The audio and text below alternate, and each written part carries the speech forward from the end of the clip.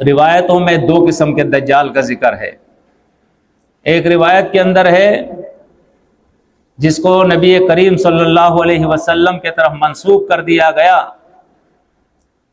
कि मेरे उम्मत के अंदर 30 दज्जाल आएंगे। कितने आएंगे?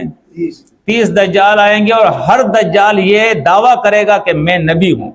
एक दज्जाल ये है, जैसे मिर्जा गुलाम अहमद कादियानी। इस किस्म के 30 दज्जाल इस उम्मत में आएंगे, एक रिवायत के अंदर है।